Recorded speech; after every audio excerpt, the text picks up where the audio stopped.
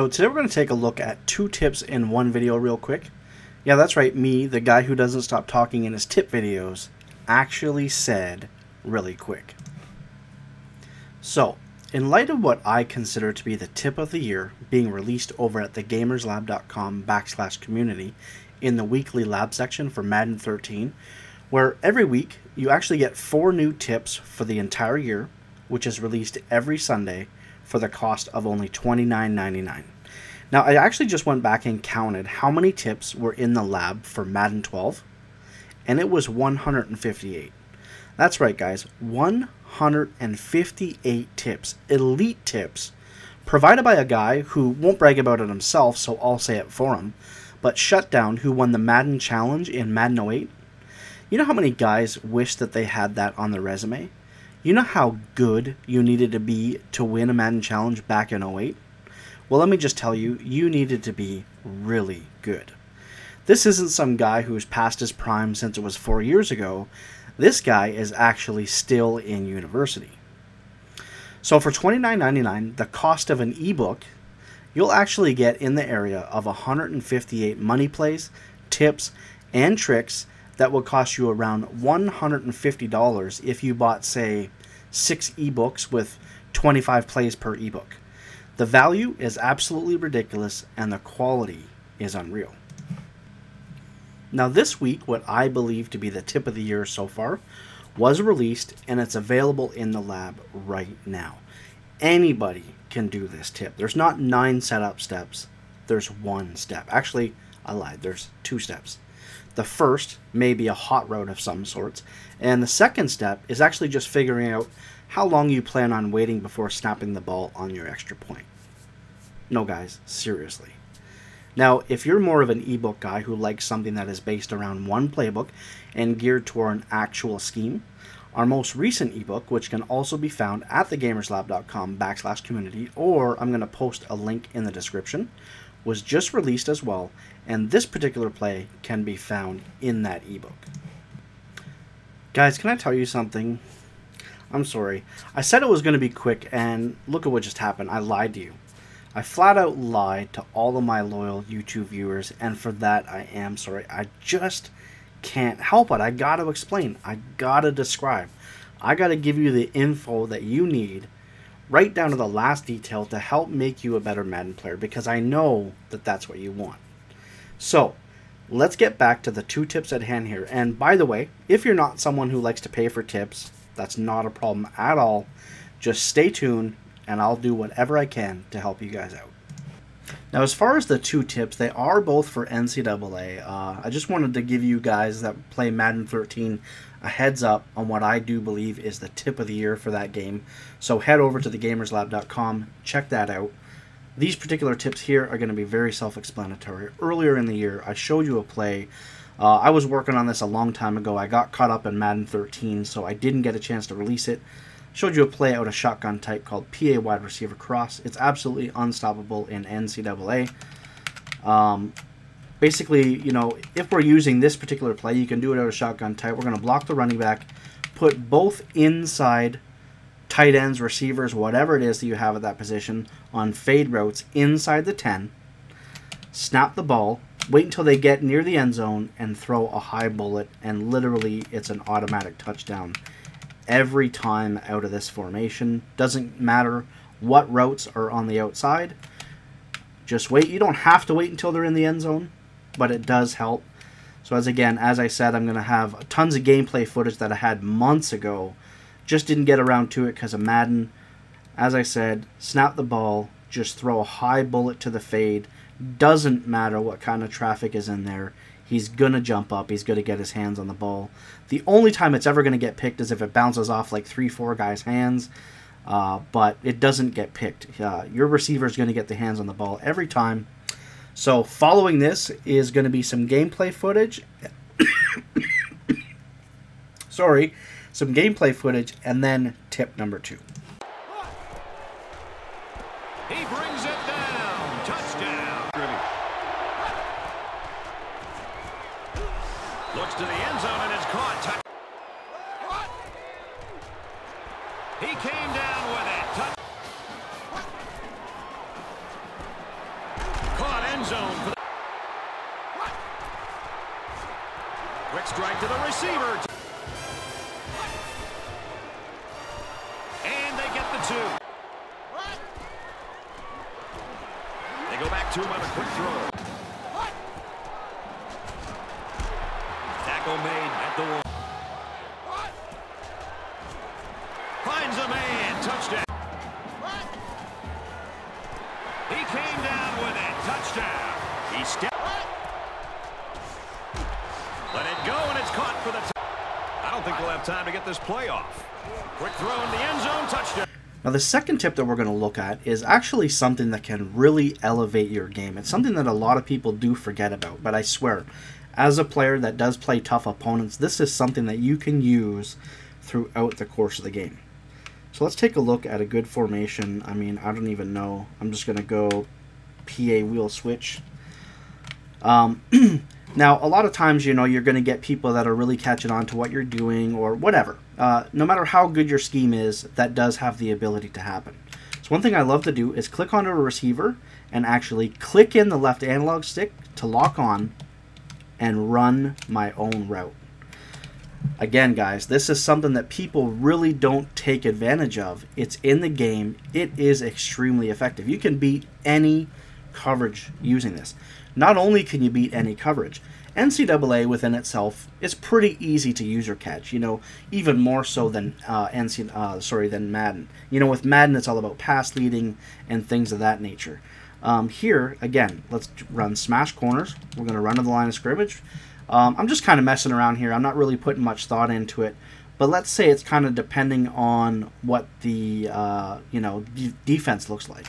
So here, I click on, lock into the receiver, and now I see that. Sorry, I just had to pause because I needed to think.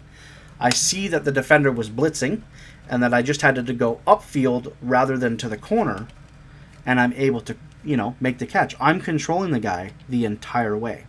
This is something I used a lot, to be honest with you. I did have a lot more highlights than what I'm able to show. I think I'm still able to show, I think, about 15 highlights or so. But I'm telling you, block a running back.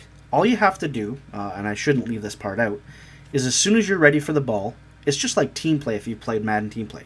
Just press the A button, and automatically, as long as the quarterback hasn't taken off running himself or thrown it to another receiver, he will throw you the ball.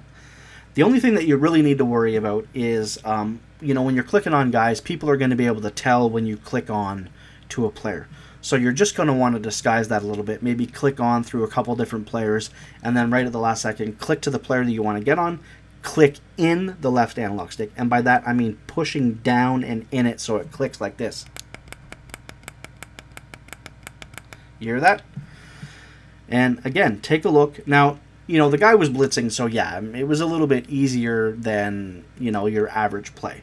But again, if he's going to play man-to-man coverage, maybe I can run a curl, maybe I can run a slant, maybe I can go deep. Like, it really all just depends. You're going to get the read based on who's covering you. Whether it's zone, you're going to be able to walk through zones, make catches at will, literally. So let's go down to this player here. And again, this is me controlling. So I'm about to run in this area. I see that he's blitzing. I cut it back over. I ask for the ball. Instead of taking the corner route, I cut the play off manually. Again, this is not something I didn't pass lead whatsoever.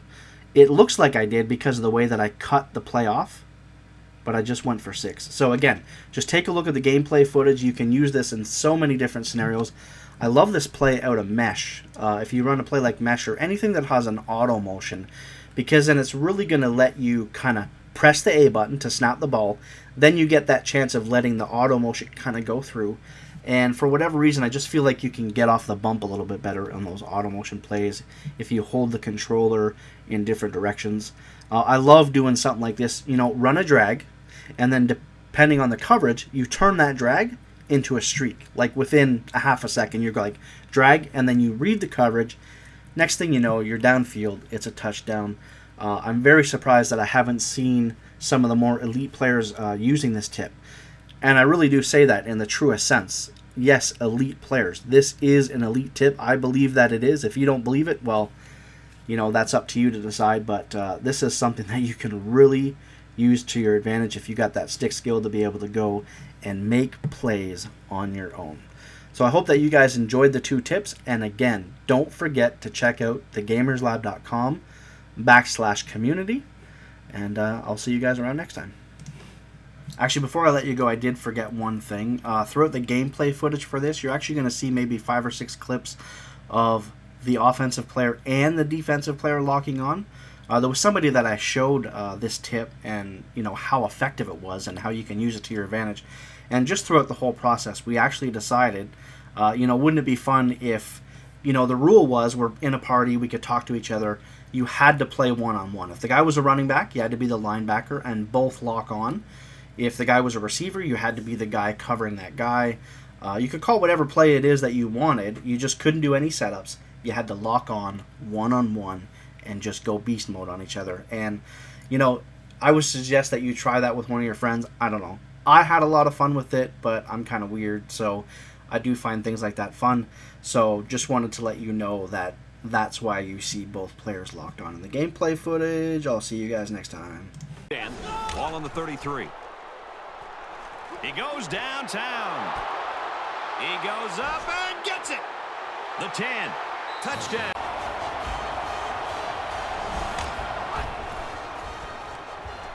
He chucks it downfield.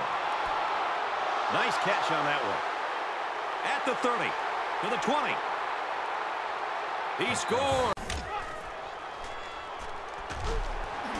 Brought down at the 40. Fires out to his receiver. He's at the 40. He's at the 30. To the 20. To the 10. Touchdown. Cards. Wide out.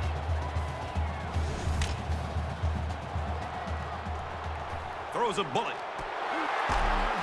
Touchdown saving 10.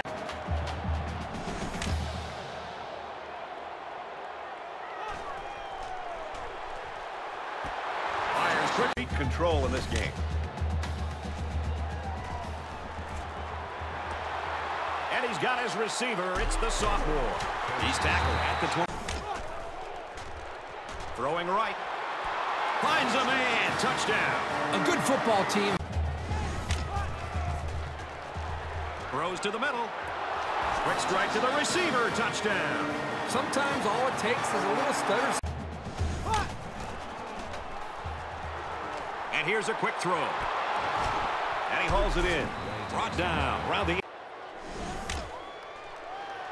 Throws it. Throws quickly into the end zone. Caught for the touch.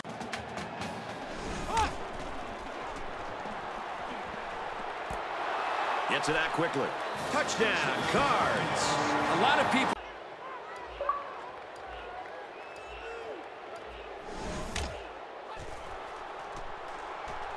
Boyd drops back. He's going to air it long. Fires quickly, and he's got his receiver. End zone. Quick strike to the receiver. Fires it quickly. He's good. He goes downtown.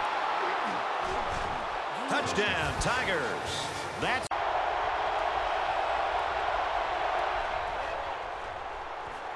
throws in a hurry. Intercepted. It's the junior. Throws a bullet. Oh, great catch. Inside the 30. To the 10. Touchdown. Wants to throw outside. It's picked off. It's the junior. He's taken down around the 40.